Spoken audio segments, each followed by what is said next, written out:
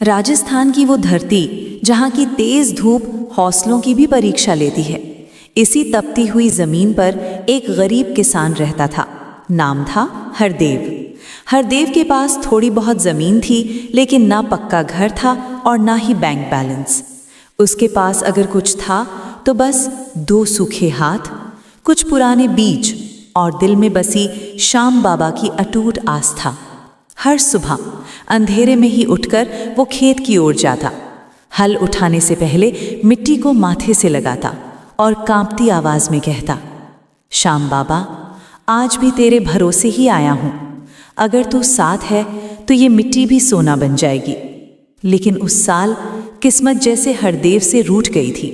बारिश नहीं हुई, कुएं सूख गए, बीज जमीन में ही दम तोड़ने लगे। घर में बच्चों की आंखें हर रात पिता की ओर देखती कि आज खाना मिलेगा ना। हरदेव का दिल हर बार टूट जाता।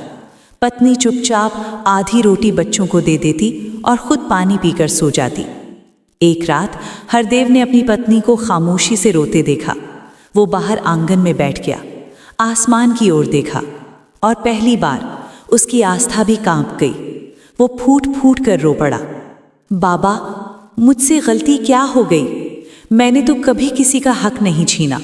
अगर दुख ही देना था तो मुझे दे देता, मेरे बच्चों को क्यों? टूटा हुआ इंसान। अगली सुबह साहूकार घर आ पहुंचा। हरदेव, या तो कर्ज चुका या अपनी जमीन मेरे नाम कर दे। हरदेव के हाथ कांपने लगे। वो जमीन जिसे उसने पसीने से सींचा था अब छिनने वाली थी। साहूकार के जाने के बाद हरदेव सीधा श्याम बाबा की तस्वीर के सामने बैठ गया। उसकी आवाज भर्रा गई, बाबा, आज अगर ये जमीन चली गई तो समझ लेना तेरा ये भक्त भी टूट जाएगा। फिर भी तेरी भक्ति नहीं छोड़ूंगा, चाहे भूखा ही क्यों ना मर जाऊं। इतना कहकर वो वहीं जमीन पर गिर पड़ा और रोते रोते बेहोश हो गया। रात के अंतिम पहर हरदेव ने सपना देखा।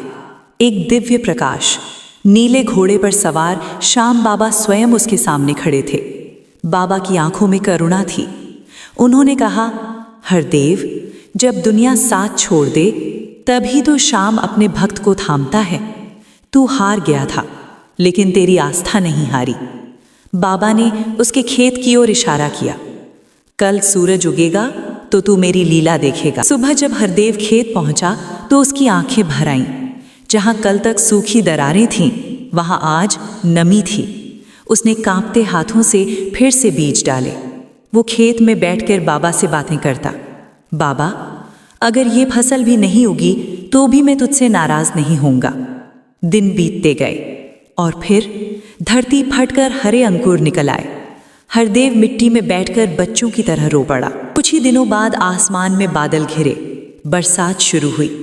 सालों बाद इतनी बारिश, फसल लहलहा उठी, खेत सोने की तरह चमकने लगे।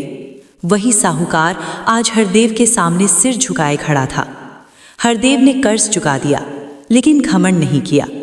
फसल बिकने के बाद हरदेव ने सबसे पहले खाटू जाकर श्याम बाबा के चरणों में पहला अनाज चढ़ाया। आंखों से आंसू बहते हुए बोला, बाबा, आज समझ आया, मैं कभी गरीब था ही नहीं। जिसके पास तू है वो सबसे अमीर होता है।